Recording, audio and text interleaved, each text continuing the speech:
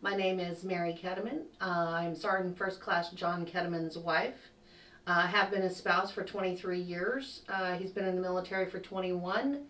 And my first initial thought whenever he joined the military, when he first did it, was that he was joking. I didn't take it too seriously. And then we had talked about it prior to when we first got married. And then next thing I know, there's a little short recruiter standing at the front door saying, "I'm here for your husband." And John was deployed. It wasn't easy. It was very hard. It was, especially because the boys were preteens. We missed him a lot. It was hard. We did, we Skyped, we, wrote letters, postcards, photos, you name it. We pretty much did it just to stay connected as a family. The hardest part about being a spouse to someone that is in the military is the constant worry watching them leave. They leave all the time. I always heard that it takes a special kind of someone to be a spouse to a person in the military. My first thought when John said he was going to retire was that I was relieved but yet worried at the same time, because have to create this whole new life that is something completely different. You have to leave everything that you've ever known. It's like it all just gets taken away and you have to start this whole new life. What I do now, since he's retired, I do a lot of crafting. Some of the crafting stuff that I have completed is just pictures for the walls. I've done, I collect old patterns and stuff. I got vintage ones. I started out from having nothing. Now I have a whole entire craft room to myself. I have, you name it, I got it. I got yarn, fabric, paint. My husband and my kids have bought me stuff throughout the years that I've just kept, and can take something old and turn it into something new. So I think that's what I love about crafting. It's just the sky's the limit. What I would tell somebody if they were considering joining the military is be prepared. Prepare your families.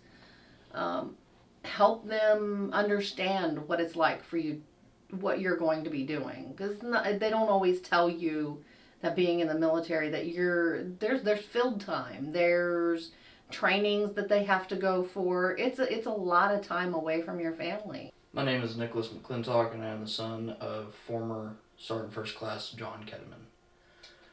Growing up in the Army and just being around the military in general was different. It wasn't like, most people's childhood or how they grew up. We moved around a lot. We went to a lot of different schools. We met a lot of different people and experienced a lot of things that not many people got to. Dad's deployment for me was hard. Because me and the boys, we always grew up with, every now and then he'd be gone to the field for a week or two at most, and then he'd be back, and he was never that far off. So if he actually needed to be home, he could get home. But I think what made it hard was he was so far away. My initial thought when Dad told me he was retiring, and then when it actually happened, when he actually retired, was it was going to be different. I wasn't going to wake up anymore or come home or go and visit him at the hospital or on base or at the academy that he worked at. So, thinking now that every time I see him, he's not in uniform, he's not a part of the Army anymore. It's kind of weird, but I know he's happy to finally be retired after giving 21 years. There's a lot of things that me and my dad are able to do together now that, he's retired and he has, more time to spend with the family. He's been the one that's helped me and pushed me to drop over 11 pounds now for me to enlist, which I was finally able to last Thursday. I finally got to enlist because he was able to be there, he was able to help me, and I mean, among other things, we've been able to spend time together as a family. My name is John Ketteman, retired Sergeant First Class, United States Army. Basic training for me was very difficult. I missed my family. I had a wife and 2 small boys. I missed being away from home. I had a bit of a bad attitude, so basic training initially wasn't very easy. Once I figured out that I had to change my mentality and thinking and conform with the values of the Army, I enjoyed basic training very much. I learned a lot of basic skills that made me successful as a soldier. Deployment for me was twofold. First, I missed my family. It's very difficult to be away from your family for a year. It's just not normal to be away from your family that long. And to be in a third world country where you really don't know anybody, especially at the holidays, it was very difficult. I missed my family very much. But on the other side, it was very awesome to be able to help do humanitarian missions, help the local populace with their livestock, and give them medical treatment that was much needed to help keep them alive. In the Army, I did receive some awards. I received meritorious service medals, 2 Army Commendation Medals, 1 Army Achievement Medal, and a Joint Service Achievement Medal.